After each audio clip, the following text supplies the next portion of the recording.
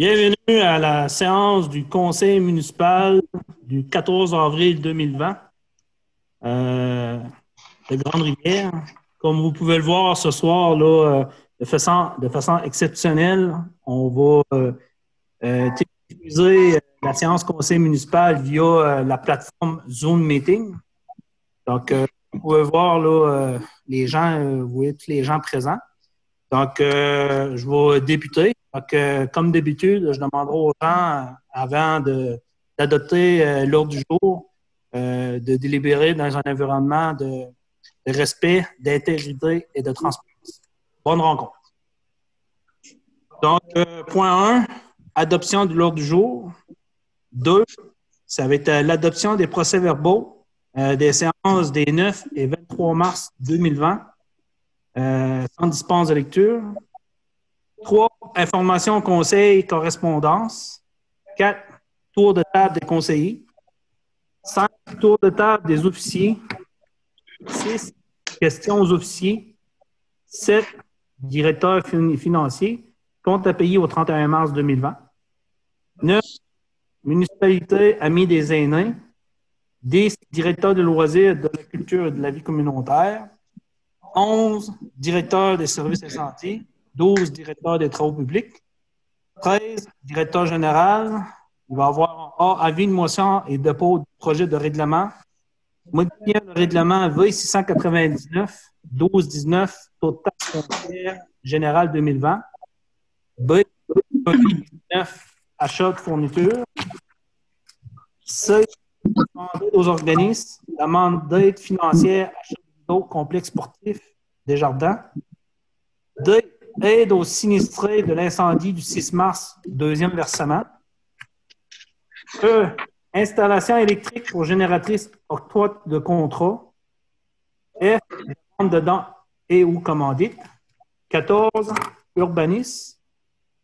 A, des demandes de dérogation mineure au règlement de zonage U006-039, usine à glace, Grande-Rivière, 28B, rue du Parc.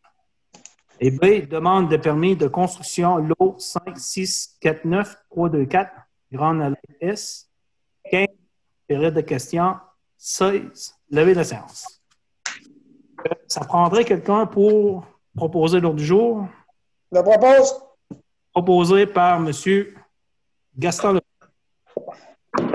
Donc, on serait rendu au point 2, les lectures des procès-verbaux des séances du 9 et du 23.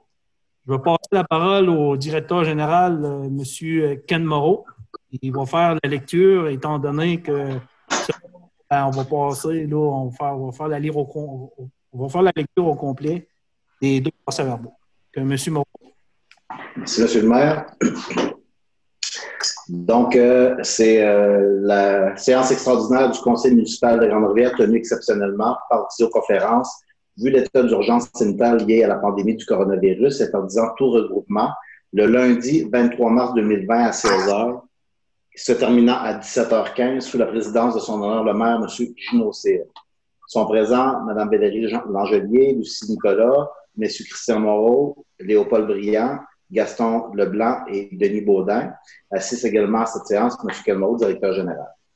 Donc, on avait 2 points à l'ordre du jour. Le premier, c'était concernant le programme Barrayé.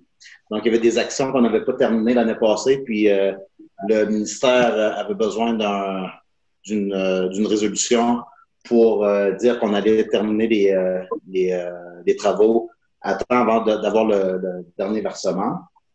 Donc, la résolution se disait comme suit. Attendu qu'au printemps 2019, la Ville de Grande-Rivière a adressé une demande d'aide financière au ministère des Forêts, de la Faune et des Parcs dans le cadre du programme d'amélioration et de l'accessibilité à la pêche au bar rayé. Attendu que le projet visé par cette demande consiste à aménager un 2e site de pêche dans le secteur du quai de Grande-Rivière. Attendu que la Ville de Grande-Rivière a engagé les sommes prévues à la réalisation de ce projet auprès de ses fournisseurs et de ses ressources humaines, telles que décrites au formulaire d'aide financière. Attendu que des motifs techniques ont contraint le gestionnaire du projet à repousser l'installation de certaines infrastructures en juin 2020.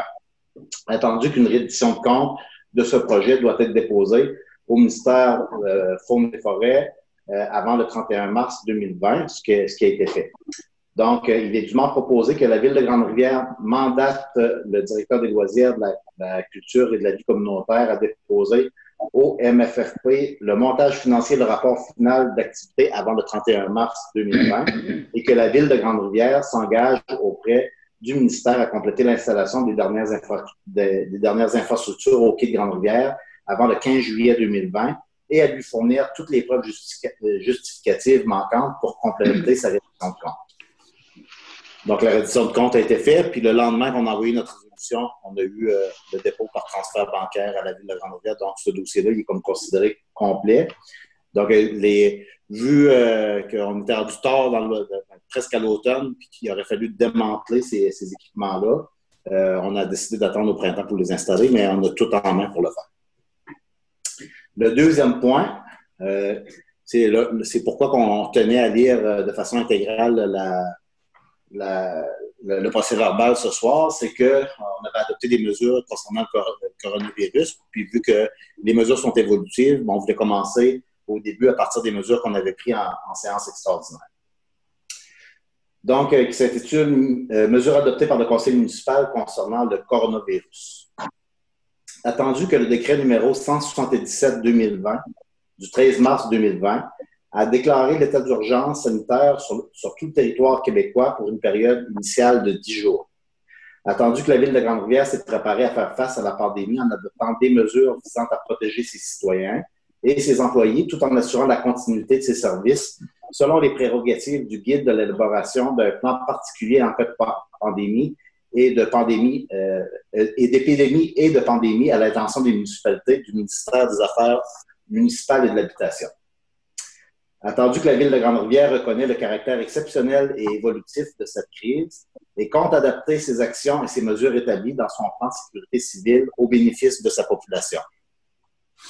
Attendu que la Ville de Grande-Rivière évalue au quotidien les impacts économiques et sociaux sur cette crise, sur sa population, sur les entreprises de son territoire et sur son personnel en regard des budgets dont elle dispose et oriente ses décisions dans le meilleur intérêt de tous. En conséquence, il est dûment proposé par Mme Lucie Nicolas et résolu à l'unanimité des membres présents que les services suivants soient identifiés et que les moyens soient mis de l'avant pour les maintenir. Donc, les premiers services qu'on a identifiés, c'était les services essentiels, autant du côté des travaux publics qu'au niveau administratif. Donc, il fallait les identifier selon le plan de préparation. Excusez.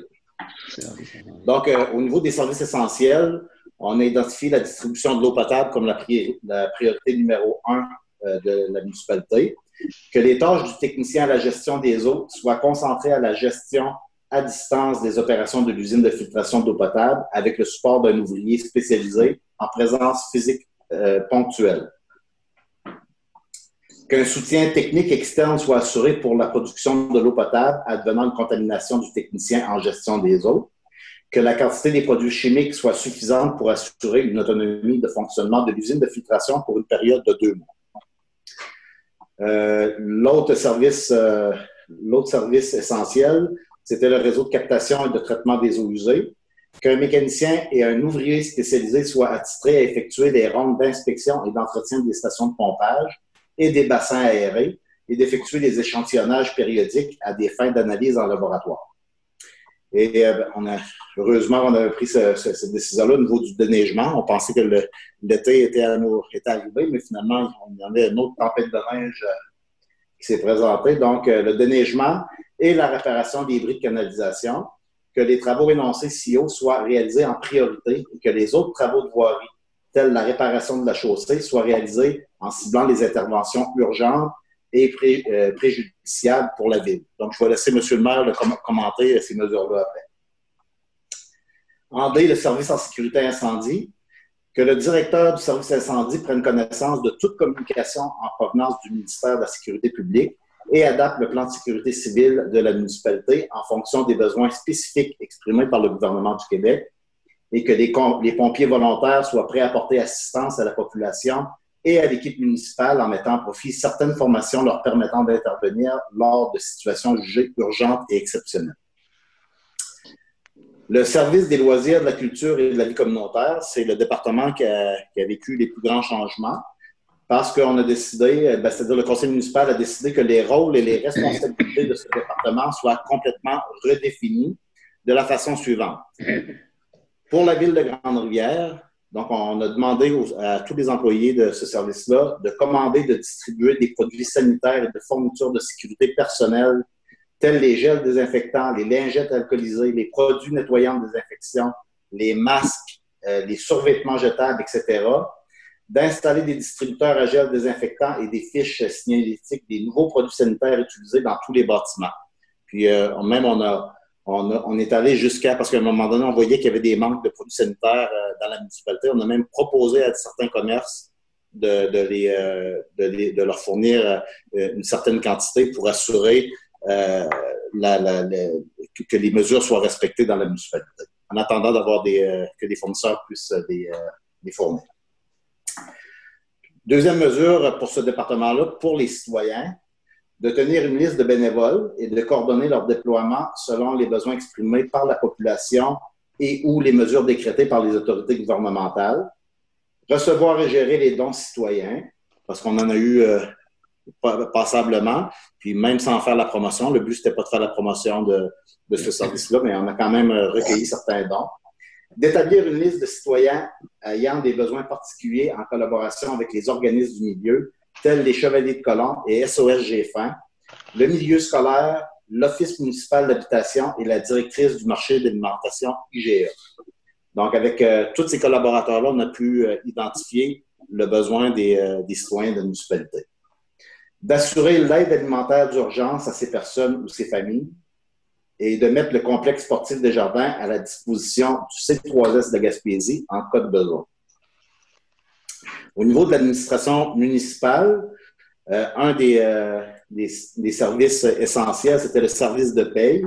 Donc, que le service de paye aux employés soit assuré par le trésorier ou par une ressource municipale partagée le cas échéant, parce que c'est une des mesures aussi qu'on a prises, c'est de partager certaines ressources en cas de besoin avec la municipalité de Sainte-Thérèse de Percé, et que tous les services aux citoyens soient assurés en préconisant un horaire de travail rotatif sur 24 heures, du lundi au jeudi de 9 h à 15 h et les vendredis de 9 h à midi. Donc, on a coupé quelques heures de service, mais présence à l'hôtel de ville. Par contre, on a privilégié également le télétravail avec les transferts d'appels sur les téléphones portables des enfants.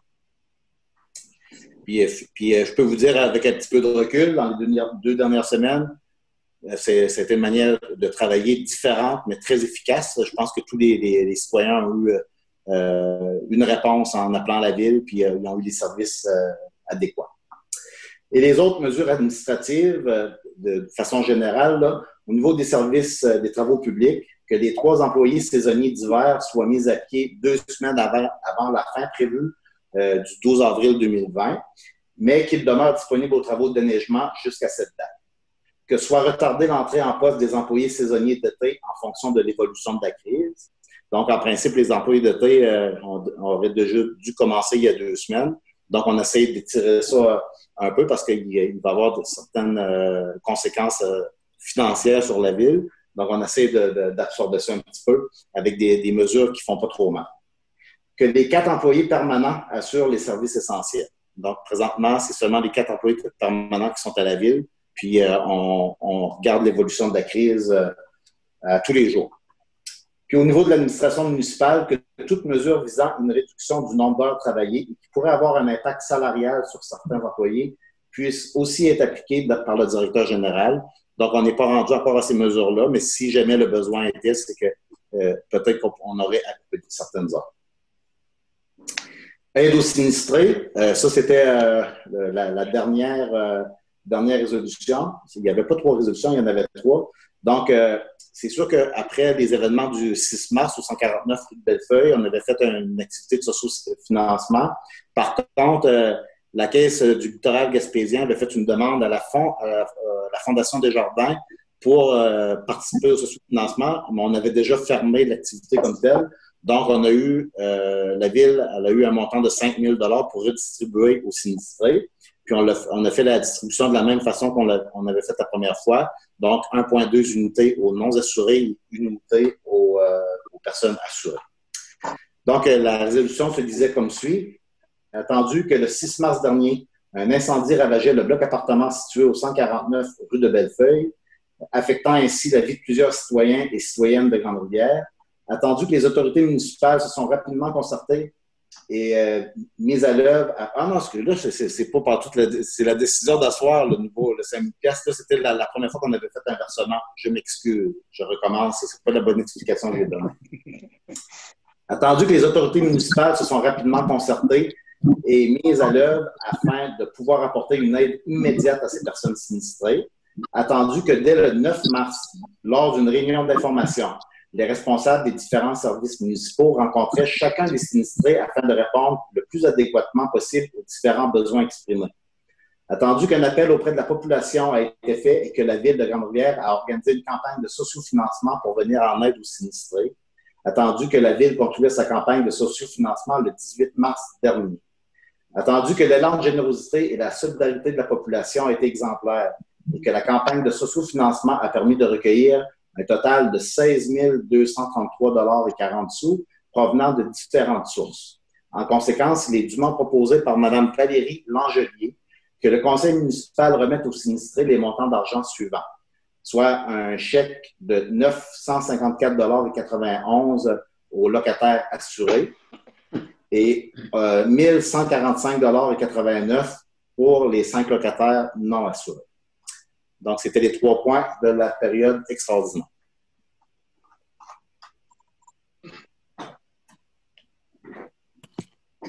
Merci, M. Moreau. Donc, considérant que les membres du conseil, là, ils reconnaissent d'avoir reçu copie aussi des procès-verbaux des 3 mars 2020, avant la tenue de la présente séance. Ils en ont pris connaissance et se déclarent satisfaits du contenu des documents proposés. Les documents proposés et résolus que soient adoptés tels que rédigés les procès-verbaux des séances des 9 et 23 mars 2020 avec ce qui vient d'être énuméré par M. le général Telmont. Ça prendrait un proposeur. Propose. Proposé par M. Léopold Briand. Accepté à l'unanimité, tout est beau? Oui. Oui. Oui. On sera rendu au point information au conseil correspondance. Écoutez, je vais commencer comme ça. Comme on peut le voir, là, entre les deux séances, là, on ne pensait pas d'avoir un printemps là, de la sorte. Avec le début de la pandémie qui a débuté vers la mi-mars, le 13 mars. Donc, le gouvernement du Québec là, avait cru bon de mettre le Québec là, en pause jusqu'au 13 avril. Cette date-là a été repoussée jusqu'au 4 mai. Donc, depuis ce temps-là, je vous dirais qu'au niveau de la correspondance, là, on reçoit régulièrement de l'information des affaires municipales via le MAMACH. On reçoit aussi de l'information que ce soit de la FPN, de l'UMQ. On a participé à plusieurs webinaires là, au niveau d'information, entre autres là, des webinaires au niveau comment gérer cette crise-là au niveau municipal. De nous accompagner, entre autres, aussi pour faire l'élaboration d'un plan d'urgence de sécurité santé.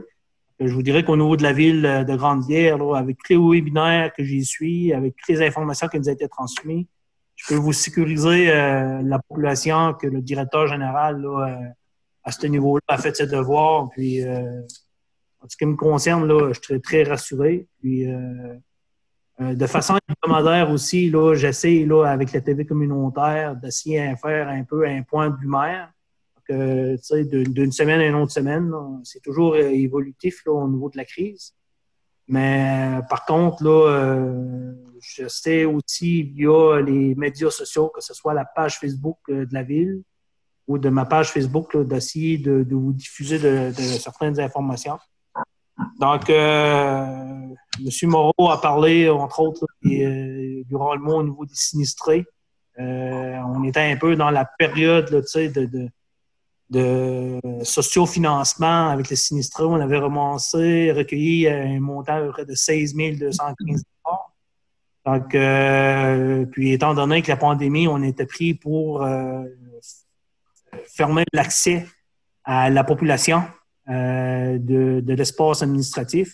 Comme M. Moreau vient d'expliquer, la plupart des cadres présentement travaillent en télétravail. Il y a toujours une présence ici. On a eu la surprise là, de recevoir un don supplémentaire au montant de 5 000 $ de Desjardins. C'est apprécié. Donc, entre autres, au niveau des sinistrés, là, je tiens à remercier là, l'ensemble des contributeurs, des donateurs je l'ai inscrit là, sur ma page Facebook, sur la page de maire. Donc, vous connaissez les gens, donc c'est un gros merci. Il y a des initiatives aussi qui ont été mises en place, entre autres, par la Ville de Grande-Bière, par le personnel, les bénévoles. M. Moreau a bien expliqué un peu le nouveau rôle qu'on a donné aussi aux loisirs, communauté culturelle. Donc, maintenant, Mme Brigitte Paradis ainsi que M. Moreau ont eu de nouvelles responsabilités. Donc, il y a des belles initiatives qui ont été mises en place à des organismes sur place, comme mentionné par M. Moreau, avec SOS GFAN, ainsi que le Club Cheveux-de-Collant. Donc, des donateurs aussi qui ont contribué à cette démarche-là. Cette démarche-là est toujours faite en parallèle aussi avec le service là, d'un numéro central au niveau de la MRC du Rocher-Percé, que je vais encore répéter. Le numéro, c'est le 1-888-689-3185. C'est un numéro sans frais. Je demande aux gens de communiquer avec eux. Les gens sont là sur place pour prendre connaissance de l'ensemble de vos besoins. Il y a plusieurs là, personnes qui offrent divers services au niveau social qui seront en mesure de répondre à vos besoins. Et il y a un billet électronique aussi là, qui est élaboré donc, à ce moment-là. Que toute demande qui vient de la municipalité de Grande-Bière, Brigitte Paradis est au courant là, de la demande. Puis nous, on se fait un devoir de faire un bon suivi. Tantôt, vous allez voir qu'il y a des décisions qui ont été prises aussi là, par le Conseil. Je sais qu'on a élaboré un budget là, au début de l'année, du 1er janvier au 31 décembre 2020. Donc, il y a certaines choses qui n'avaient pas été comptabilisées, qui n'étaient pas nécessairement prévues. Donc, à ce soir, là, il y a des résolutions qui vont passer en conséquence. Puis, nous, je pense que la pratique a été mise en place par le directeur général, c'est que peu importe la situation, toute situation est documentée. On va donner un exemple. Là, comme vous le savez, là, la semaine passée, dans la grande semaine de Pâques, de supposer voir le spectacle Irving Blais. Donc, à un moment donné, on a vu des communications que tout événement de 250 personnes et plus devait être annulé. Donc, oui, on a suivi les recommandations du gouvernement, mais par contre, chaque décision qui est prise est documentée via des consignes du gouvernement. Donc, à ce niveau-là, on a un dossier COVID-19. Donc, pour chacune des décisions, on essaie de référer des décrets ou des courriels qu'on a réussi pour renforcer nos décisions en espérant que si, à un moment donné, le gouvernement met des mesures en place pour permettre aux municipalités de recouvrir certains frais, ben, pour chaque action qui va avoir prise, là, toujours tous les documents sont toujours bien documentés avec un bon référencement. Avant de passer la parole au conseiller, je voudrais juste mentionner, je sais que présentement, là, il y a plusieurs personnes qui se posent des questions au niveau de la réparation des nids de poules. Au niveau des nids de poules, là, avec le directeur général, je sais qu'on était un peu en attente là, présentement du matériel. Mais étant donné les circonstances de la pandémie, on fonctionne avec un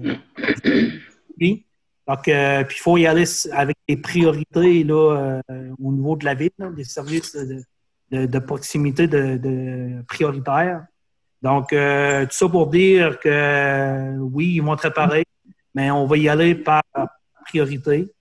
Je sais qu'aujourd'hui, des neiges, là, il y a eu beaucoup d'écoulement des eaux qui venaient un peu de la terre, des terres. Donc, je pense qu'une bonne partie de ce taux-là, c'est lié un peu là, au niveau des fossés de la voie ferrée. Le fait que le service est plus en place présentement, ça a été délaissé. Donc, en tout cas, moi, ce qui me concerne, on va prendre des photos pour que l'eau qui se découle à partir des fossés de la voie ferrée. pour faire part un peu à la Société de chemin de fer, de mettre les mesures en place pour corriger le tir, parce que maintenant, la voie ferrée, ça appartient. Il va falloir qu'ils qu'ils prennent leurs responsabilités à ce niveau-là. Je voulais apporter aussi un point. J'ai des citoyens sur la rue de l'Azur qui a communiqué avec moi aujourd'hui. Ils me faisaient part le fait qu'on avait parlé de mettre éventuellement de l'asphaltage recyclé. Le but de ça, c'est un peu avec le développement résidentiel qui était sur place. Il y avait beaucoup de poussière qui se ramassait dans ce secteur-là. L'an passé, pour être transparent avec la population puis du secteur de Port-Beau, c'est qu'on a fait une demande au MTQ pour avoir de l'asphaltage recyclé. Que notre réponse avait été négative, mais par contre, on avait passé une résolution en faisant une demande d'en avoir ultérieurement. Par contre, il y avait une rencontre de prévue le 31 mars avec le MTQ. Moi, j'avais ce sujet-là, j'avais transmis ce sujet-là à l'ordre du jour. Ça faisait partie des points de la municipalité, mais à cause du COVID-19, cette rencontre-là a été reportée dans le temps. Alors que juste pour rassurer les citoyens du coin, je sais que l'an passé, on a émis un peu de pierre avec de la poussière pour essayer en tout cas, on avait essayé de mettre une alternative en place avec un grader pour éviter la poussière. Ça a apporté certains résultats, mais pas nécessairement les résultats escomptés. Donc là, comme j'ai expliqué, là, j'attends de voir ce qui va arriver avec le MTQ. Mais comme option B, en attendant de trouver une solution, peut-être qu'avec le conseil, on va regarder peut-être des solutions alternatives, peut-être barrer la rue à certains endroits pour éviter la circulation. Puis, parce que présentement, le fait que les gens circulent à des hautes vitesses, ça fait juste créer de la poussière du secteur. Donc, je vous dirais que peut-être que ça va être une mesure temporaire, mais on va faire de quoi. Donc, je veux juste vous rassurer que cette décision-là va être apportée au conseil municipal, puis on va prendre une décision dans l'intérêt de tout le monde, puis on comprend la frustration de certains citoyens qui restent là-bas, donc c'est très compréhensif. Là-dessus, avant de terminer, je voudrais juste dire merci aux nombreux bénévoles de Grande-Rivière. On a fait des messages, on a envoyé un message, puis je vois qu'à Grande-Rivière, il y a une belle solidarité. Peu importe les actions qu'on fait, les gens sont toujours de façon proactive, le monde est prêt, communique avec nous, donner du temps. Donc là-dessus, un grand merci. Puis j'espère qu'on va éventuellement aller au niveau du prix le plus rapidement possible pour essayer de commencer à prendre peut-être une vie normale. Mais c'est sûr, certain qu'on ne se le cachera pas. Ce qu'on voit présentement à l'extérieur de la région, dans les grands centres, au niveau des centres d'hébergement privés, entre autres, un peu la problématique. Donc, c'est pour ça qu'il est très, très important, les personnes âgées, entre autres, de respecter les règles du confinement, de vous laver les mains, de rester à la maison, puis de profiter de l'ensemble des services qui est mis à votre contribution. Si vous avez des besoins particuliers, gênez-vous pas à appeler. Puis je demanderai aussi à la population d'être vigilant aussi, de voir si des fois il y a des personnes qui est isolée, qui est seule, puis qui n'ont pas nécessairement de nouvelles. Ben gênez-vous pas, prenez contact avec ces gens-là. C'est important pour nous. L'ensemble des membres du conseil, présentement, ils ont pratiquement toutes des pages Facebook. Donc, vous avez toutes nos coordonnées, vous pouvez communiquer avec nous. Puis avec l'ensemble des bénévoles qui est prêt à donner du temps. Donc, écoutez, là, il faut se soutenir. Puis présentement, un merci à tout le monde, à tous les organismes, à tous les bénévoles, à l'ensemble des conseillers, à l'ensemble des personnels de votre contribution. C'est très apprécié. Puis ça, ben, c'est en mon nom à moi, puis au nom aussi des membres du conseil municipal. Donc, les informations, correspondances, on n'a pas eu nécessairement reçu vraiment de correspondance de façon officielle. Comme je vous dis, c'est beaucoup de convocations qu'on a reçues au niveau ce qui concerne le COVID-19. Donc, au point A, avant de passer au tour des membres du conseil, Je vais y aller avec au point A. Donc, au niveau de séance du conseil à huis clos, considérant le décret numéro 177-2020 du 13 mars 2020 qui a été déclaré l'état d'urgence sanitaire sur tout le territoire québécois pour une période initiale de 10 jours. Considérant l'arrêt 2020-04 du 15 mars 2020 de la ministre de la Santé et des Services sociaux qui permet au Conseil de siéger à huis clos et qui autorise les membres à prendre part, délibérer et voter à une séance par tout moyen de communication. Pour ça, ce soir, on utilise la plateforme Zoom Meeting pour être en règle. Considérant qu'il est dans l'intérêt public et pour protéger la santé de la population des membres du Conseil et des officiers municipaux, que les séances soient tenues à huis clos et que les membres du Conseil et les officiers municipaux soient autorisés à y être présents et à prendre part et voter aux séances par visioconférence. En conséquence, il est dûment proposé par et résolu. Le Conseil municipal accepte que la présente séance soit tenue à huis clos et que les membres du Conseil et les officiers municipaux puissent y participer par visioconférence. Que cette mesure s'appliquera également aux prochaines séances municipales, et ce, jusqu'à avis contraire. Qu'un avis public de cette décision soit publié sur le site Internet et la page Facebook de la Ville informant la population que le Conseil va siéger à huis clos, que le public ne sera pas admis au cours des prochaines séances et qu'il soit invité à poser les questions par message texte sur le téléphone portable du maire au 418-782-4364. Je vais répéter. 418-782-4364. Ça prendrait quelqu'un pour proposer. Proposé par Mme Nicolas. Il y avait Lucie qui avait levé la main. Donc, tout le monde est d'accord avec ça? Oui. L'unanimité. Donc, on sera rendu au tour de table. Donc, on va commencer. Je vais commencer par M. Leblanc, tiens. M. Gaston. Bon, bonsoir tout le monde. Moi, j'aurais juste un petit point à apporter. C'est que j'ai eu un téléphone à l'heure du souper ce soir d'un citoyen de la ville de Grande-Rivière qui me disait qu'il y a une personne qui l'avait appelé pour pouvoir, s'il pouvait aller quêter dans un bloc appartement, s'il pouvait aller quêter dans ce bloc-là, puis en faire d'autres aussi. C'est une madame, mais il n'y a pas de nom de la madame. Là. Mais c'est juste pour dire aux personnes de la ville de vous surveiller s'il y a quelqu'un qui vous appelle pour ça, que c'est pas correct là, d'oublier ça, puis d'informer les gens de ça. Là. À part de ça, moi, j'ai pas d'autre chose. Là. Puis de dire à toute la population de la ville de Grande-Rivière de suivre les consignes pour la pandémie qu'on vit actuellement. Puis bon courage à tout le monde. Merci. C'est tout, M. le maire. Donc, pour donner suite un peu à ce que Gaston vient d'apporter, effectivement, Gaston m'a fait part que semblerait-il qu'il y a des gens là, qui se présenteraient là, pour recueillir des dons.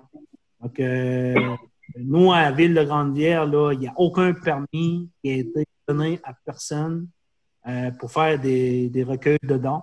Donc, si éventuellement quelqu'un qui se présente chez vous, normalement, il serait supposé de présenter un permis. Donc, moi, je vous dis qu'il n'y a aucun permis qui a été donné dans cet objectif-là.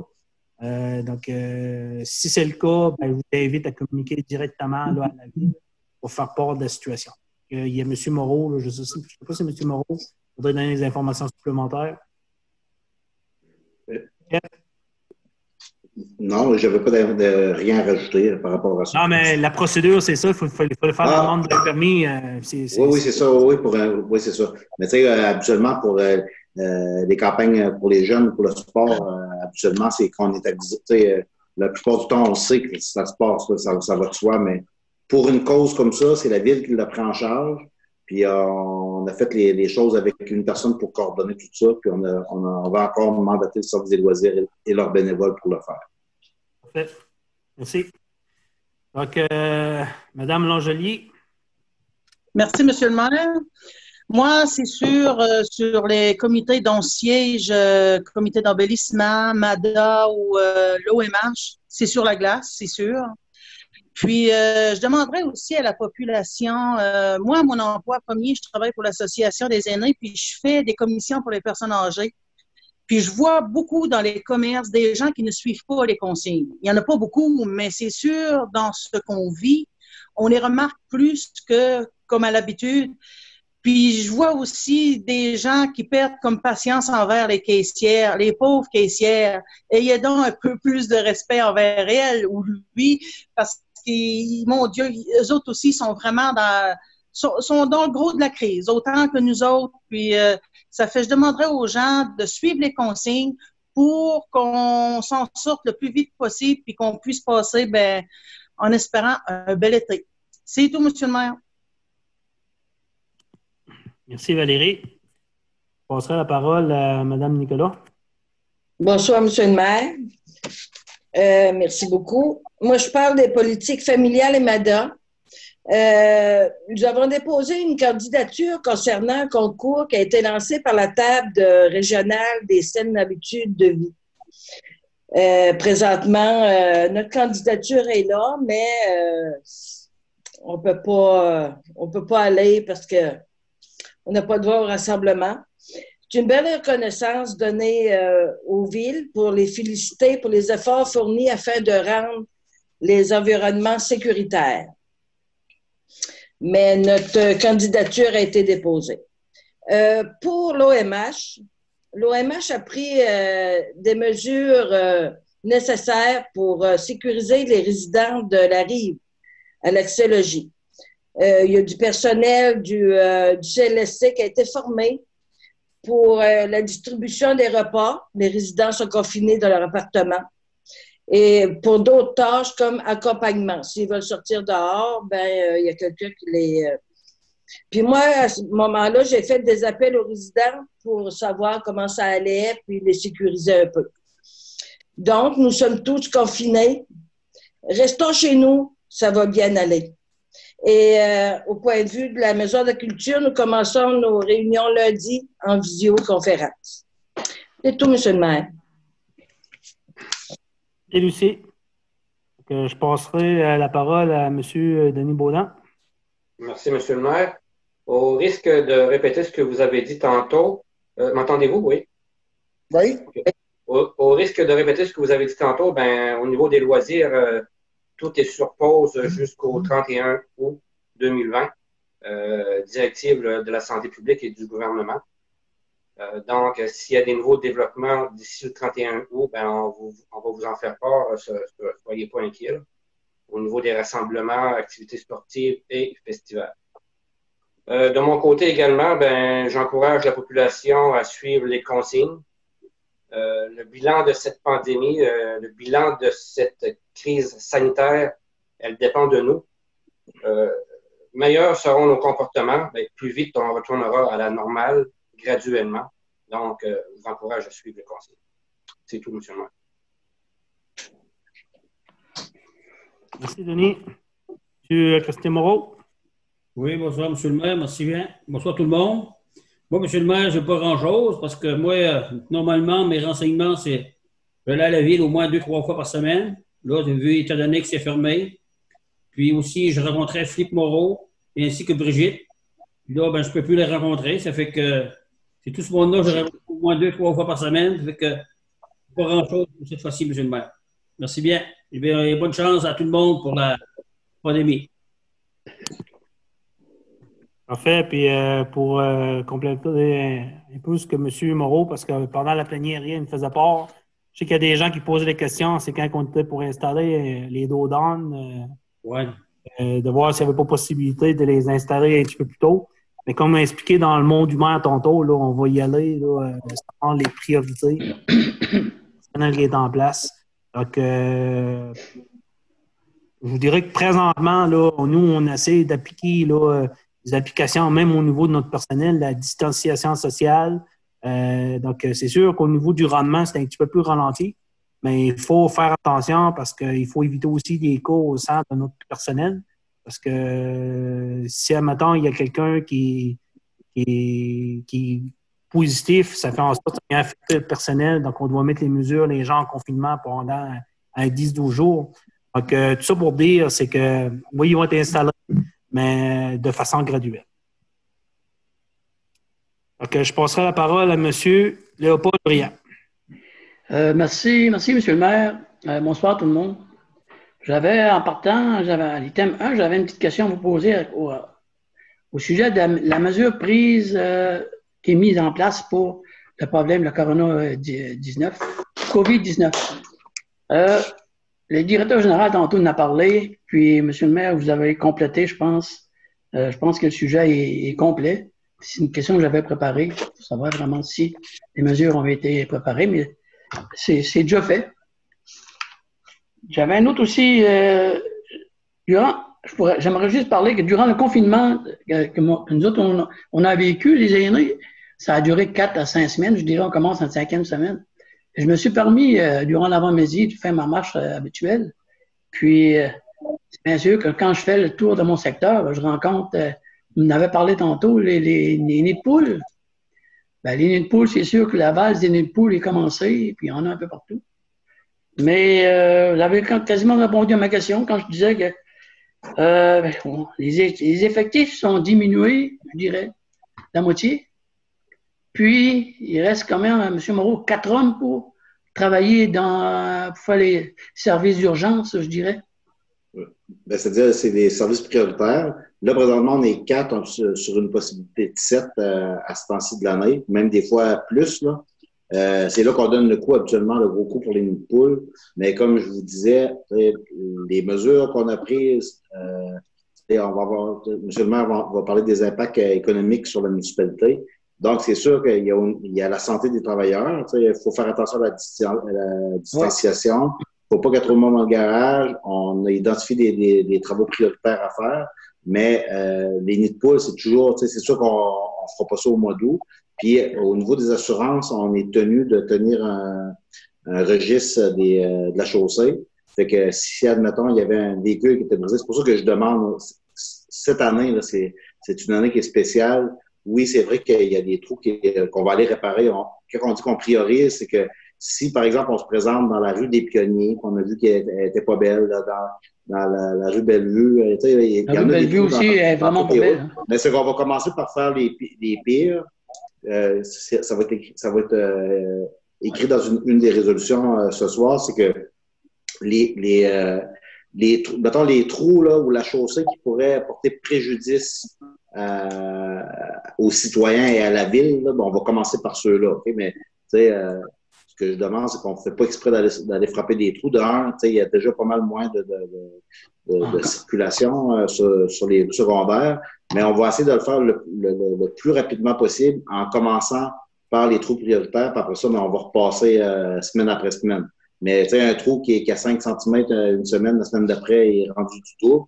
Mais ça, c'est inscrit dans un registre. On les pose, on reçoit les téléphones pour en parler. Puis, ouais. En complément, avec la neige aussi, M. Briand, si je peux poursuivre là-dessus, c'est qu'avec la neige puis le beau temps, mais les trous étaient tout plein d'eau. C'est que c'était un petit peu plus complexe d'aller réparer tout de suite. Mais ça va se faire. C'est bon. Parfait. Moi, ce que je demande en terminant, c'est que j'aimerais ça que les gens soient patients, parce qu'à un moment donné, ça va se faire, parce que là, on est pris avec des problèmes de la COVID-19. Je pense que les gens comprennent ça. Puis c'est comme aujourd'hui, c'est sûr qu'il y a beaucoup d'écoulement des eaux. On a passé comme 2-3 jours là, à vider des fossés, puis à s'assurer que personne n'avait de l'eau dans leur sous-sol. Ça fait que ça aussi, ça a occupé les équipes passablement les derniers jours. En terminant, j'avais un petit sujet à parler, c'est le projet d'Aqueduc qu'on a parlé hier soir. Vous, M. Moreau, vous m'avez dit que le projet était complet, tout était prêt à être analysé, puis il manquait aucun élément. À la dernière séance, là, il fallait déposer le formulaire de consultation autochtone puis environnementale. Mais quand je l'ai déposé, là, on demandait encore plus de précision sur la longueur des conduits pour chaque section qu'on mettait des services. Fait que là, dans les plans et devis, cette information-là, elle était pas claire. Il fallait que ce soit fait par cette partie-là par un ingénieur. Donc, j'ai transféré tout de suite le document à la firme Tetra Tech, puis ils ont mis un ingénieur là-dessus, puis on a retourné au fédéral. Au provincial, c'est complet, mais pour l'analyse, on a retourné directement au fédéral pour qu'ils puissent prendre connaissance des nouvelles données données par Tetra Tech. Ça confirme tout, monsieur le maire. J'ai complété mon allocution. Fini. Donc, juste m'assurer, M. Moreau, là, avec l'explication que vous venez de donner, ça veut dire qu'il avait demandé pour la consultation autochtone, après il avait demandé la longueur au niveau des tuyaux. C'est la firme d'ingénierie qui a complété. Puis là, normalement, avec ce travail-là, le dossier sera complet, c'est ça? Oui, il n'y a rien d'autre à rajouter. Tout est là. Parfait, merci. Donc, juste là, avant de continuer, là, je voulais aussi rassurer la population. Là, je sais qu'il y a beaucoup d'incertitudes présentement là, au niveau du secteur des pêches. On a beaucoup de travailleurs saisonniers ici à Grande-Rivière, parce que je ne veux pas, tu sais, qu'on que Grande-Rivière, Sainte-Thérèse ont pratiquement 80% des ressources du crabe des neiges et du homard. En tant qu'élu, on ne fait pas nécessairement d'intervention parce qu'il y a d'autres personnes au niveau provincial, fédéral qui sont en mesure de prendre des décisions. Mais je vous dirais comme au niveau élu de proximité, on tient des conversations avec les représentants, là, les employeurs, et autant là, les représentants de l'industrie pour s'assurer là, que nous, en tout cas, nous, ce qui nous concerne, c'est important. C'est de nous assurer qu'il y a reprise, avec la reprise là, de la pêche, que la population soit dans un environnement sécuritaire, qu'on pense à leur santé, c'est super important. Donc, tout ça pour dire, là, présentement, là, on s'enligne peut-être là, pour une ouverture à la pêche au crabe des neiges là, le 24 avril. Concernant le homard, c'est poussé un petit peu plus tard. Mais nous, en tant qu'élus, on tient de proximité. Puis je veux m'assurer aussi que si éventuellement, peu importe ce qui arrive, moi, ce qui est important, c'est que ma population puisse bénéficier des services qui vont être offerts par les deux paliers de gouvernement. Donc, ça vient faire le tour de table des conseillers. Donc, au point 5, normalement, c'est il y a le tour de table des officiers. Donc, comme je vous l'avais expliqué cet après-midi, il y a monsieur le directeur général puis il y a la greffière qui est ici, mais monsieur le directeur général va faire le tour de ses points. Et puis en même temps, il va parler aussi là, des points des directeurs de service. Monsieur Moreau? Oui. Peut-être que je pourrais poursuivre dans les dossiers d'aide financière qu'on a déposés. Donc, il y en avait un deuxième qui était à finaliser. Il manquait l'évaluation, l'estimé des coûts revisés pour le dossier programme d'aide à la voirie locale.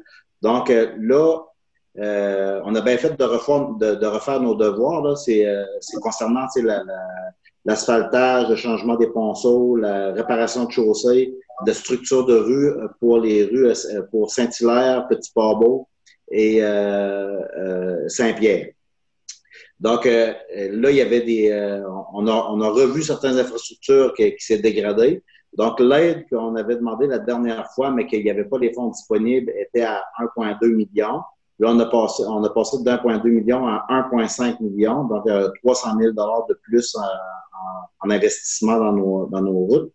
Puis là, bonne nouvelle, c'est qu'avec le nouveau programme, c'est que l'aide qui était auparavant à 75 selon le classement de notre municipalité, on serait admissible à une aide de 90 ce qui est une excellente nouvelle. Donc, on va faire plus de travaux, moins d'investissements d'habile pour pouvoir les réaliser.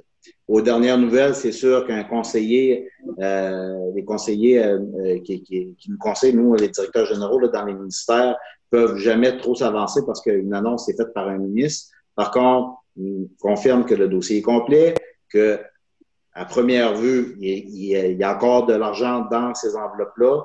Donc, j'attends juste une réponse pour pouvoir procéder. Puis, je peux vous dire que dans l'ensemble des dossiers, on sent qu'il y a une reprise au niveau de la construction qui est pas si loin, hein, parce que on s'assure que les dossiers municipaux sont complets. Puis, s'ils sont pas complets, ben, ils nous assignent des ressources pour pouvoir déposer ça le plus rapidement possible. Donc, PAVL, c'est une bonne nouvelle. Mais pour l'instant, en tout cas, le feeling est bon. On attend d'avoir les nouvelles, mais encore là, tu sais, le passé nous a appris que de se réjouir trop vite, des fois, c'est pas bon. Puis on crée des attentes chez la population. Mais tu sais, l'année passée, d'avoir essuyé un refus par manque de fonds, ça a été difficile à prendre parce que ça faisait déjà 2 ans qu'on était prêt. Mais cette année, on a refait nos devoirs pour un coût qui avait vraiment de l'allure, puis d'augmenter de 300 000 $ nos investissements dans nos rues secondaires. Les dernières semaines aussi, Fimose, on en a parlé, le programme d'élimination des épaves, en tout cas, les personnes qui restent sur la 132 à proximité du parc d'hivernage de bateaux, vous allez être contents. Là, il va y avoir 5 bateaux qui vont disparaître là, de notre collimateur. Fait que là, on a contacté avec ces propriétaires de bateaux-là. Je vous dirais, je pense qu'il reste seulement un propriétaire qui reste à donner son accord parce que en donnant son accord, il doit signer un papier comme quoi qu'il lègue à l'administration portuaire son bateau pour pouvoir être détruit. Donc, dépendamment parce qu'il va y avoir des évaluations pour les défaire sur chaque bateau. Donc, il va y avoir une contribution minimum, vraiment minime des propriétaires de bateaux qui se chiffre à quelques centaines de dollars comparativement à 5 à 7 000 $ pour le défaire, puis aussi de disposer correctement des matières, parce qu'il y en a que c'est fait en bois, mais d'autres avec du fil de verre, donc il ne faut pas disposer des matières de la même façon. Ça, c'est fait en collaboration avec le MPO. On a une belle collaboration de notre nouvel employé qu'on connaît bien, M. Éric Mongeay. Puis il y a une de ses ressources qui travaille à Québec, à M. O'Dowd, puis avec aussi les représentants de l'administration portuaire, M. Baudin, M. Vincent Duguay aussi, qui donne une très bonne collaboration. Ça fait que c'est un travail d'équipe entre la ville et l'administration portuaire. Fait qu'en principe, on devrait voir dans les prochaines semaines ces bateaux-là disparaître de notre paysage. Puis en plus de ça, on espère bien gros avoir des nouvelles pour notre parc d'hivernage de bateaux avec le projet. Monsieur le maire, ça, c'est votre dossier rendu à ce point-là. Mais sauf que déjà là, de voir des bateaux disparaître du paysage, c'est déjà un bon augure pour la suite des choses, pour pouvoir aller de l'avant avec la mise en place des nouveaux infrastructures. Une bonne nouvelle. Puis, il y avait aussi le dossier caserne qui chemine assez bien. Aujourd'hui, on a reçu des plans préliminaires de notre architecte Jimmy Lee Jones de chez Vachon-Roy à Gaspé. Un petit gars de Grande-Rivière que c'est le fun de travailler avec. Un ancien étudiant qui fait des miracles. On devait couper dans des espaces. On a travaillé avec un budget qui a été établi par le conseil municipal. Donc, les objectifs étaient clairs pour lui. Il y avait notre directeur incendie qui avait fait un document de référence à savoir quels étaient les besoins de la ville de Grande-Rivière là-dedans, qui était très bien monté, ce qui a facilité beaucoup le travail avec tant l'architecte que l'ingénieur qui est au dossier. Donc, là, présentement, on est arrêté sur une question où on a demandé un avis juridique par rapport à la reconnaissance du bâtiment comme bâtiment de sécurité civile. Que nous, on ne tenait pas à ce qu'il y ait cette reconnaissance-là comme bâtiment parce que la ville, c'en est un, puis c'est-à-dire l'hôtel de ville, c'en est un, et l'aréna, c'en est un autre, puis même la polyvalente de Grande-Rivière en cas de sinistre pour accueillir des gens. Donc, la caserne comme telle, on ne voulait pas ça parce qu'il aurait fallu faire des renforcements importants à la structure, ce qui aurait fait peut-être monter les... Bon, on n'a pas encore le coût que ça a ramené supplémentaire, les coûts supplémentaires, mais on estime de 15 à 20 une augmentation de coût. Puis nous autres, on veut pas ça parce que sinon, ça met en péril ce projet-là. Mais encore une fois, on est bons joueurs, on attend nos avis juridiques pour aller de l'avant avec le dossier, mais ça va bien.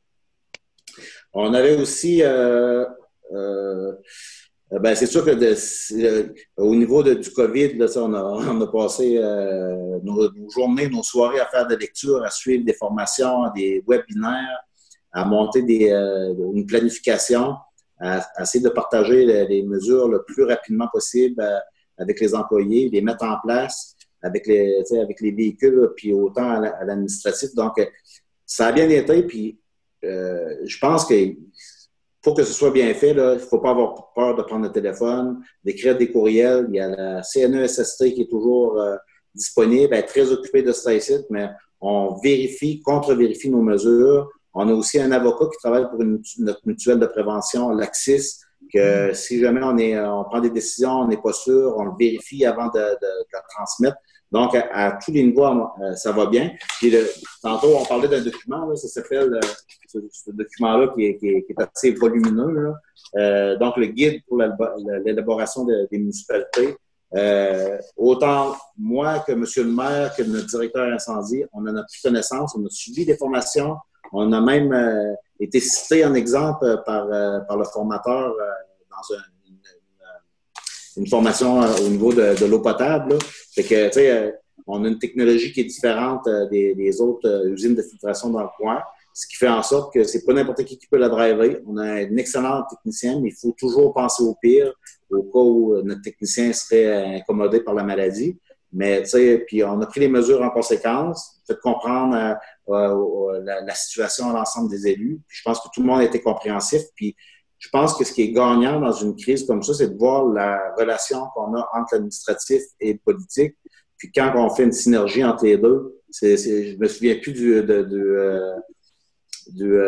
terme, Gino, quand le maire, le directeur général marche main dans la main pour prendre des décisions, mais binôme. Le binôme, c'est ça, c'est ça qui est important, de travailler en binôme. Je pense qu'on a bien fait ça. C'est sûr qu'il y a des mesures qui ont été prises, surtout au niveau des restrictions de l'admissibilité des gens dans l'hôtel de ville.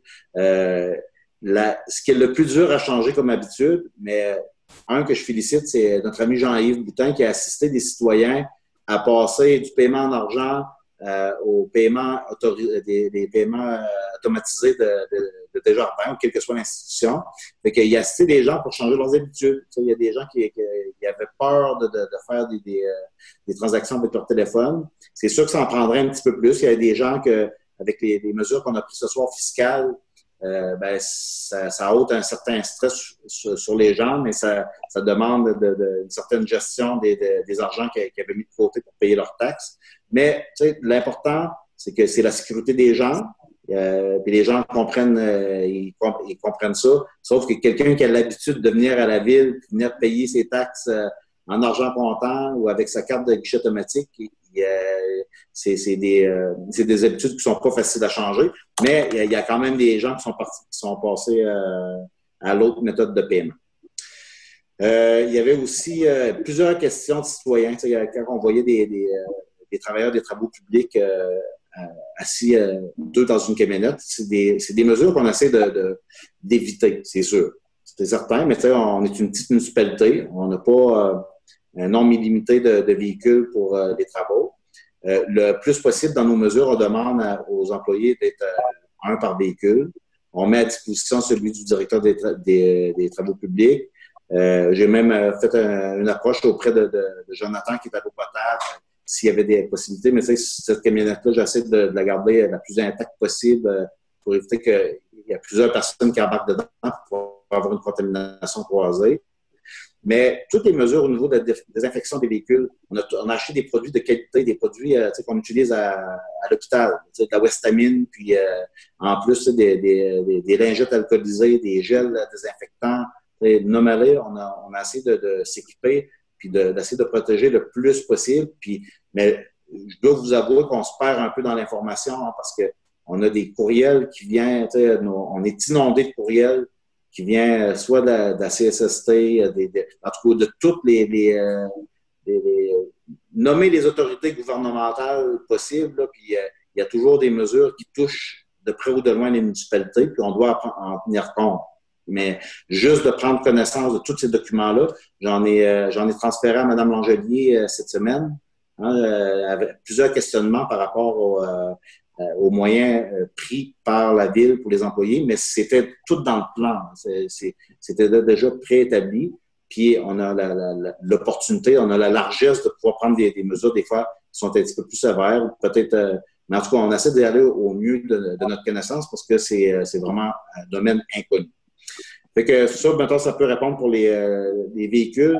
Mais si vous avez toute autre question, c'est sûr que on a senti un peu une chasse aux sorcières au courant des derniers jours. Hein. C'est sûr que là, on voyait des cas qui augmentaient en Gaspésie. Par contre, il faut rester objectif dans cette crise-là. Essayer de ne pas céder à la peur, tout ça, mais c'est sûr que de suivre les mesures, c'est le meilleur conseil qu'on peut vous donner. Nous, on essaie de faire la même chose avec les employés municipaux, de donner l'exemple. Puis, à mon avis, je pense que les conditions dans lesquelles tout le monde travaille sont rassurantes. Puis je vois aussi on a changé, c'est évolutif, autant à l'épicerie qu'au restaurant. Il y a des beaux moyens qui ont été mis par les propriétaires, par les patrons. Puis je pense que si tout le monde respecte les mesures de tout le monde, ça va bien aller. Donc, en gros, c'est ça. Le COVID a pris beaucoup de notre temps. Puis c'était aussi de l'évaluation au quotidien des impacts que cette crise-là a sur les affaires municipales. Donc, on a regardé de prendre certaines mesures comme on va prendre ce soir en résolution. Ça va avoir des impacts financiers sur la ville. Fait que là, quand on fait un budget en décembre, bien, on pense toujours à ce qu'on met dans nos dépenses, mais les dépenses, ça va avec des revenus aussi. Fait que si on est en perte de revenus, bien, il va falloir qu'on adapte qu'on prenne des moyens pour essayer que ça ait le moins d'impact possible sur nos finances, tout en allant de l'avant avec nos projets. J'ai terminé. Merci, M. Moreau. Donc, le point 6, c'était questions aux officiers. Donc, il y en a qui n'ont pas d'officier encore. Comme expliqué par M. Moreau, si vous avez des questions, vous pouvez soit communiquer via mon cellulaire ou communiquer directement au général. Au point 7, directeur financier. Or, à payer au 31 mars 2020, il est dûment proposé et résolu d'adopter les comptes à payer au 31 mars 2020 tels que présentés par le directeur financier pour un total de 103 362,29 sous. Le conseil municipal prend acte de la liste des comptes au journal des boursiers déposé par le trésorier. Ça a été envoyé par la gratière à tous les conseillers. Et comme d'habitude, je vais céder la parole à Denis Baudin là, pour nous expliquer s'il y avait de quoi de particulier. Oui, c'est ça, M. le maire. Je les avais reçus aussi de Jacques avant de les avoir reçus de Mme la greffière. Puis, j'en ai pris connaissance. On en a pris connaissance aussi hier soir dans la séance de travail. Il y a eu quelques questions. Le tout, ben, c'est tout. Aussi, comme M. le directeur général le disait tantôt, il y a un nouveau poste budgétaire qui a été créé pour la COVID-19. Strictement, les dépenses strictement reliées à la COVID-19, donc il y a un poste qui a été créé pour ça. Moi, j'en ferai la proposition pour l'adoption des comptes du mois de mars. Donc, Mme Nicolas, vous n'avez pas une question des fois au niveau du budget?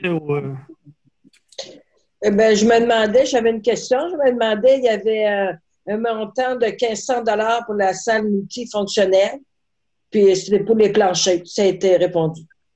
Parfait. Donc, si c'est conforme, si tout le monde est d'accord avec ça, ça prendrait quelqu'un pour proposer. Oui. Bon. Proposé par M. Christian Moreau. Donc, adopté à l'unanimité. Parfait. Donc, il est 8h35. Normalement, tu sais, c'était. On faisait la levée de la séance pour aller aux questions à la salle. Je peux vous dire qu'il n'y a personne ici ce soir. Donc, ton numéro de téléphone. Par contre, là, j'ai laissé mon numéro de téléphone. S'il y a des gens là, qui avaient des questionnements, puis vous pouvez me poser des questions, vous pouvez m'appeler au 418-782-4364. Vous m'envoyez un message texte ou utilisez mon message privé. Vous m'envoyez une question, puis je vais essayer de vous répondre là, le plus rapidement possible. Parfait. Donc, là-dessus, étant donné qu'il n'y avait pas de questions, j'en avais une aujourd'hui. Je l'ai rendue dans mon mot d'humeur tantôt. Donc, on va revenir à la séance régulière du conseil municipal. Donc, on sera rendu au point 8. Point 8, politique familiale, il n'y avait rien à l'ordre du jour. 9, amis des aînés non plus. 10, directeur des loisirs. M. Moreau a fait le tour un peu tantôt des nouvelles responsabilités. 11, directeur de service incendie. M. Lebreu. 12, directeur de travaux publics. Il n'y avait rien à l'autre jour. Au point 13, il y avait l'avis de motion et dépôt du projet de règlement modifiant le règlement V 699-12-19, taux de taxe foncière générale 2020. Considérant que chacun des membres du Conseil a reçu préalablement à la tenue de cette séance une copie du projet de règlement modifiant le règlement V 699-12-19 relatif au taux de taxe foncière générale ainsi qu'aux tarifs pour les services municipaux pour l'année 2020, le conseiller/conseillère fait le dépôt du dit projet de règlement et donne avis de motion et séance ultérieure de ce conseil. Un règlement à cet effet sera adopté.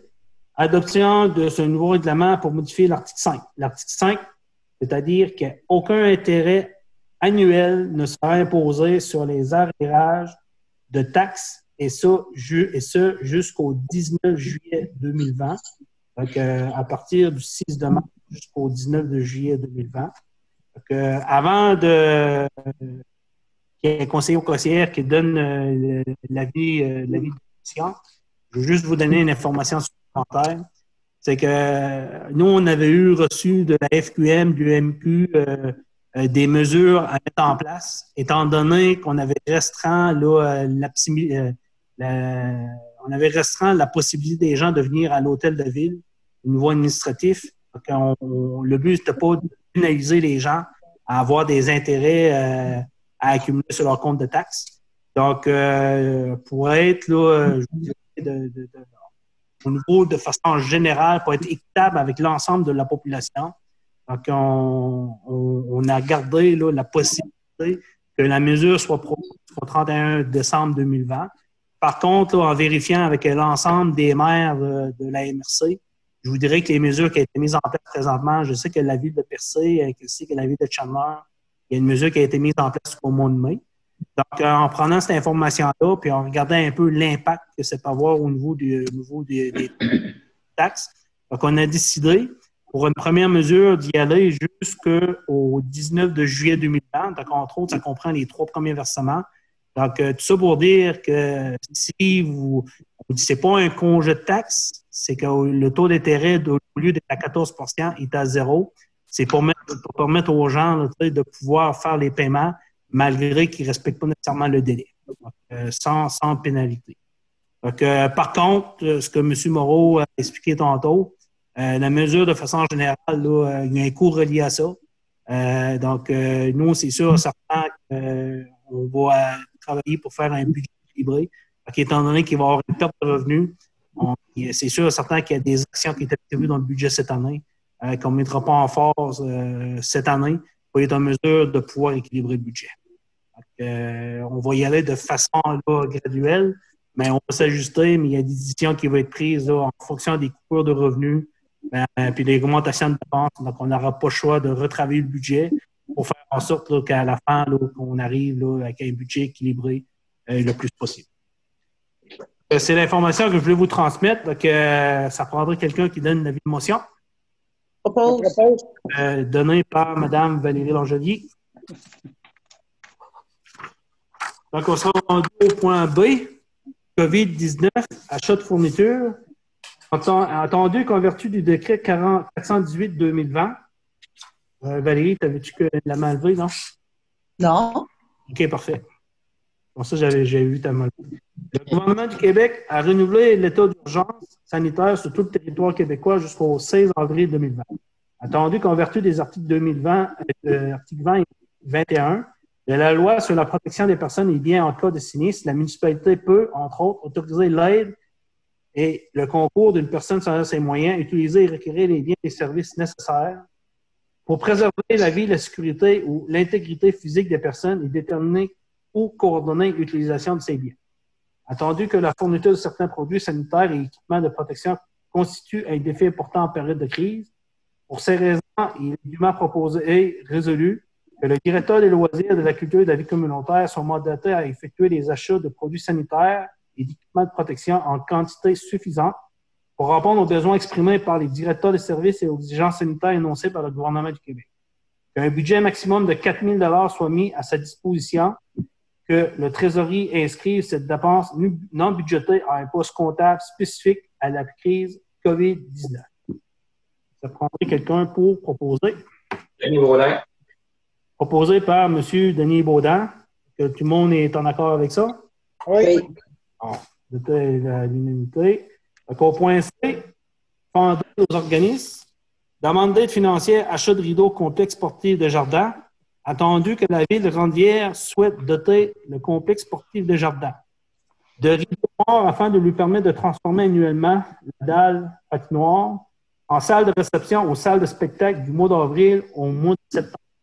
Attendu que ce projet permettrait de maximiser l'utilisation du complexe sportif de jardin et de rendre disponible un espace locatif mieux adapté et plus convivial à l'accueil d'événements de plus grande envergure. Pour ces raisons, il est dûment proposé et résolu que le directeur des loisirs, de la culture et de la vie communautaire soit mandaté à déposer une demande d'aide financière au Fonds d'aide aux organismes FAO de la MRC du Rocher-Percé, que la Ville de Grande-Bière s'engage à s'adjoindre de partenaires du milieu pour verser sa contribution au montage financier de ce projet porteur pour la municipalité. Donc, ça prendrait quelqu'un proposé. Je propose. Proposé par M. Gaston Leblanc. Donc, tout le monde est en accord avec ça? Oui. Oui. Le maire a une question là-dessus. Oui, M. Moreau. Le prix de ces rideaux, le prix? Comment? Le prix pour ce rideau-là? Le projet total. Le projet total, rideau, puis toute la fourniture pour les rails, tout ça, là, c'est un projet de 30 000 mais sauf que le FAO, la participation de la ville, c'est ça. Puis, et des partenaires financiers, c'est 20 Donc, il faut trouver 6 000 ville et partenaires dans le milieu. OK. Autrement dit, on va ramasser des commanditaires. Oui. Puis l'intérieur, c'est ça. C'est que là, mettons, on faisait un souper d'homard ou on faisait quelques. Puis là, on avait des c'est sûr que ça a tout été annulé, mais il y avait des événements d'envergure qui s'en venaient. Là. Oui, mais c'était de transformer. Il ne fallait plus que ça ressemble à un aréna. Il fallait que ça ressemble à une salle de réception. Puis, qui sait qu'est-ce que l'avenir nous réserve pour accueillir d'autres événements? Ça fait que le but, c'était qu'on ne voyait plus les bandes, les vitres, tout ça, puis ça va se ramasser au fond de l'aréna dans des armoires faites exprès pour ça. D'un coup, là, on transforme l'aréna au complet. C'est bon, c'est bon. Ouais. Bon. Oui. Point D.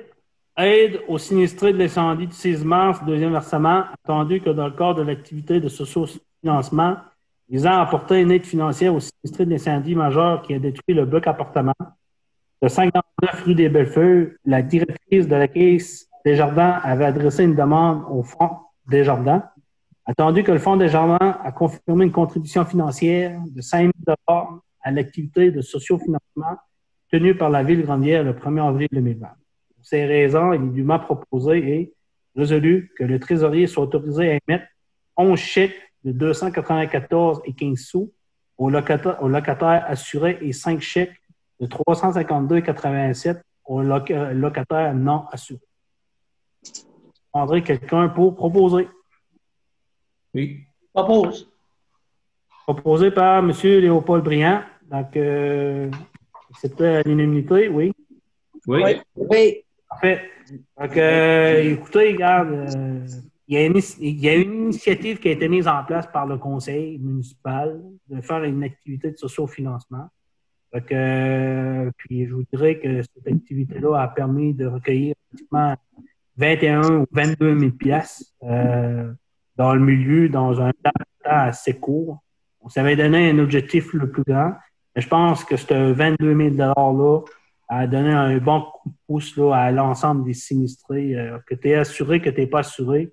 Quand il t'arrive là, un événement aussi majeur, de toute part de ses biens personnels, l'ensemble de ses biens, de se relocaliser. Donc, le fait d'avoir aussi là, ce genre de soutien administratif-là je vous dirais que l'ensemble là, des sinistrés, là, ils ont été très, très reconnaissants des actions qui ont été mises par l'ensemble des membres du conseil, du personnel. Moi, je sais là, que les gens là, ils ont beaucoup remercié là, la ville de l'apport qui a été fait dans ce dossier-là. Monsieur le maire. Oui, M. Baudin. On sait qu'il y a un besoin criant et une pénurie de logements présentement. Est-ce qu'on a eu un suivi? Ça va-tu être reconstruit, ce bloc-là? As-tu des nouvelles là-dessus? Ben, M. Baudin, pour être honnête avec vous, là, nous, moi et le directeur général, on a rencontré le responsable du dossier au niveau des assurances. Les informations, c'est qu'il nous a expliqué qu'il y avait un montant qui était accordé aux propriétaires là, dû au fonds. Par contre, le montant, il n'est pas nécessairement suffisant pour pouvoir couvrir là, la reconstruction d'un bloc avec 17 logements comme qui avait en place. Par contre, l'argent pourrait être utilisé peut-être pour la construction d'un bloc là, plus modeste, peut-être un 12 loyers. J'ai pas eu là, moi les informations que j'ai, peut-être que la propriétaire actuelle, Mme Delimossi, là, avait peut-être pas l'intention de reconstruire, mais peut-être là, ça relève, eux, ils avaient l'intention de reconstruire, mais j'ai pas plus d'informations, M. Baudin. Bon, merci. Monsieur le maire, une autre question là-dessus. Le bloc est à moitié brûlé, OK? Est-ce que c'est-tu dégagé là, présentement? C'est-tu nettoyé? Non. Non. Il n'y a rien nettoyé encore? Il n'y a rien de. Ben, je vais laisser M. Moreau répondre. Ben, c'est-à-dire que ça prend le go de l'assureur au propriétaire parce que le nettoyage du site, là, c'est à la responsabilité du propriétaire. Ouais. Et que c'est eux qui vont prendre la décision quand est-ce qu'ils vont le faire. C'est sûr que là, présentement, on est en période de fonte des neiges. C'est pas l'idéal.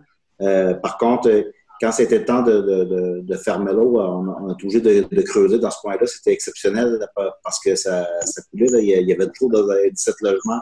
Donc on a arrêté ça. Mais au niveau du nettoiement, il y a juste une partie pour fermer l'eau. Mais le reste, ça va être à la charge du propriétaire. Puis on n'a pas encore eu de demande de permis pour la démolition. Merci, M. Moreau. Donc, ça répond à votre question? Oui, c'est bon, merci. Christian, c'est-tu correct? Ben, j'imagine qu'il va y avoir un suivi là-dessus, parce que ça ne peut pas rester là éternellement non plus. Là.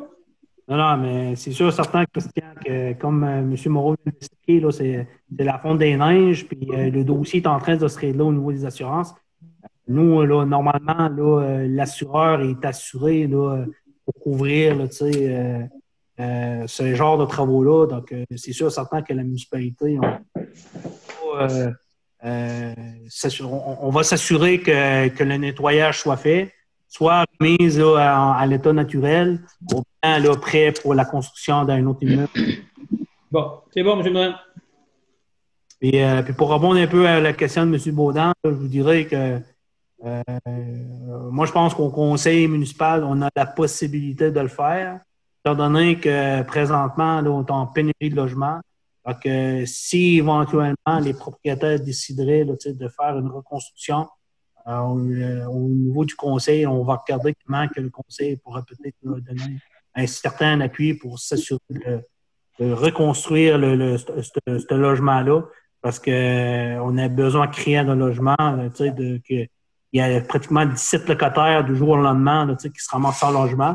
Il y en a qui sont relocalisés à l'extérieur de la municipalité, mais dans l'éventualité si les propriétaires actuels demandent un intérêt à la reconstruction, moi, j'ai fait signe que la municipalité, on était prêt à regarder, à travailler en partenariat avec le promoteur pour s'assurer la construction là, du bâtiment.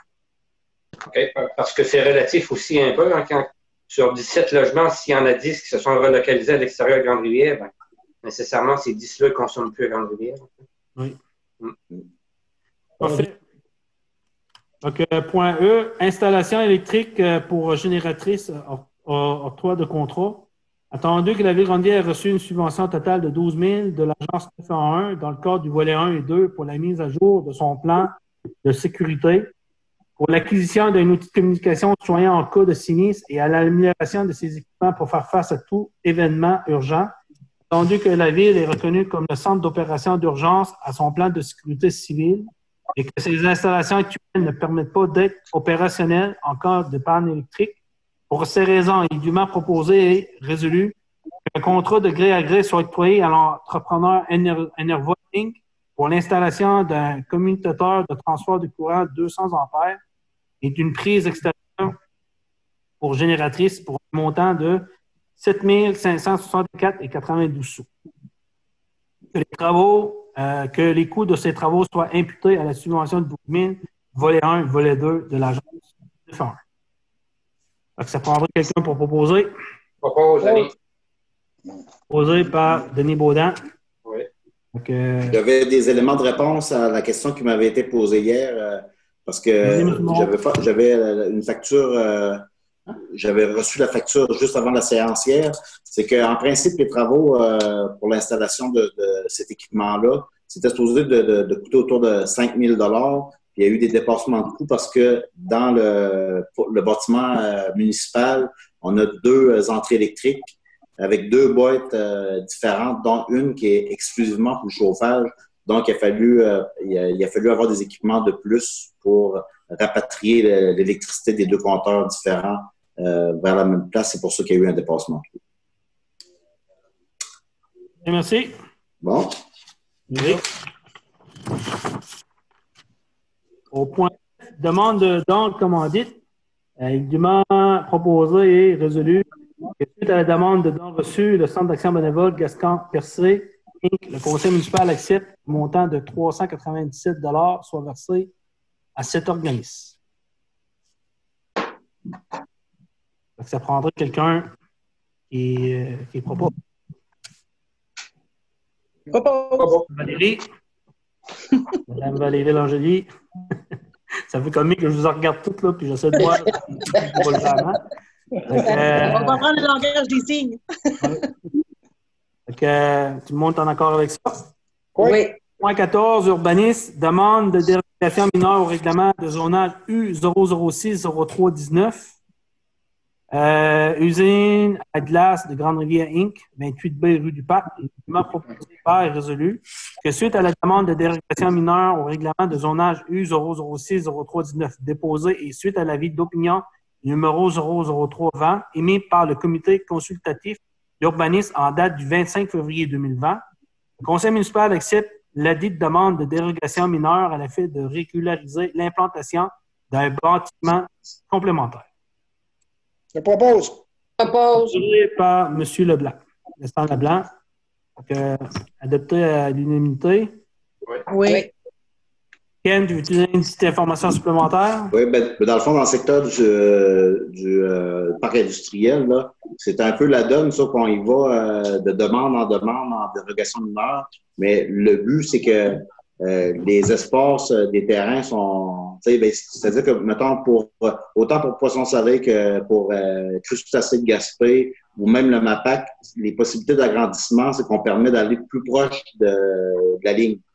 Fait qu'habituellement, il faut tout le temps respecter là, le 10 pieds, là. Mais là, on est capable d'aller jusqu'à si je ne me trompe pas, 0.1 mètre. Donc, on est vraiment très près de la ligne.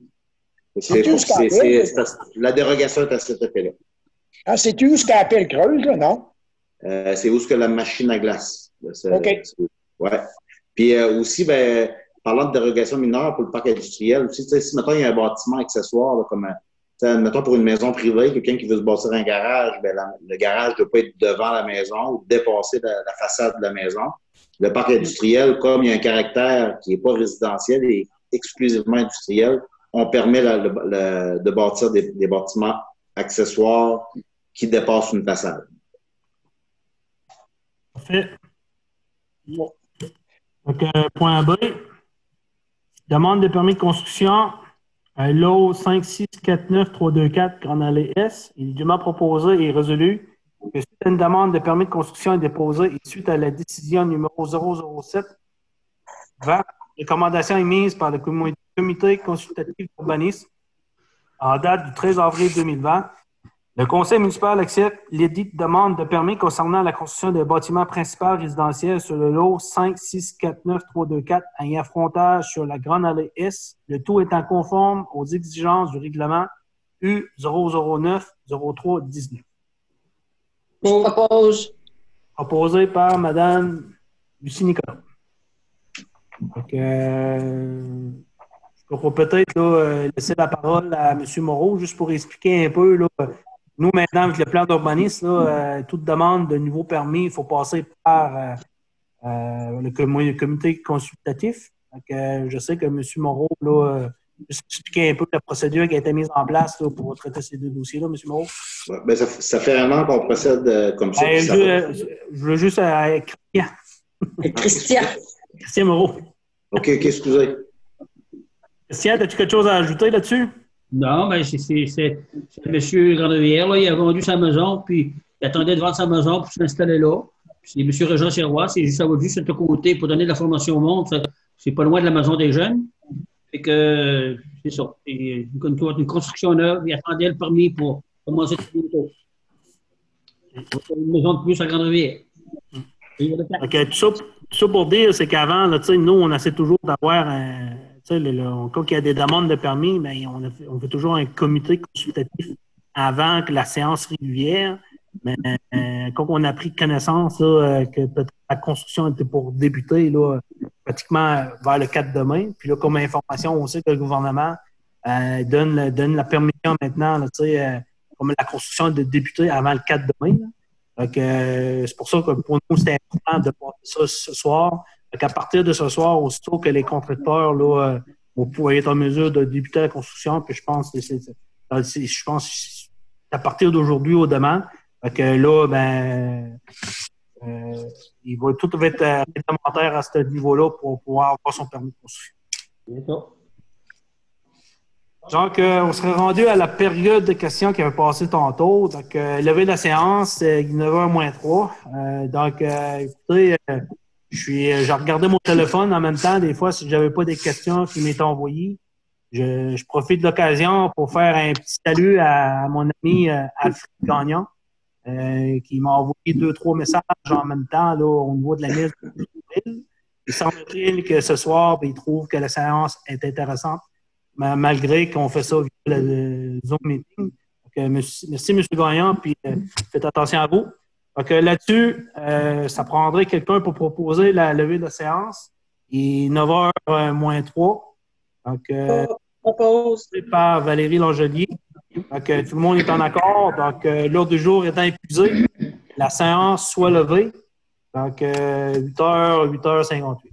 Donc, merci tout le monde d'avoir assisté là, à la séance ce soir via la plateforme Zoom Meeting grâce à la télédiffusion TV communautaire de Grande-Rivière. Donc, merci à tous. Bien satisfait. Il y avait la greffière qui était sur place pour prendre les notes aussi. Donc, merci, Suzanne, de ta présence. Donc, là-dessus, je vous souhaite une bonne journée. Merci. Bonsoir. Bonsoir. Bonsoir tout le monde. Bonsoir.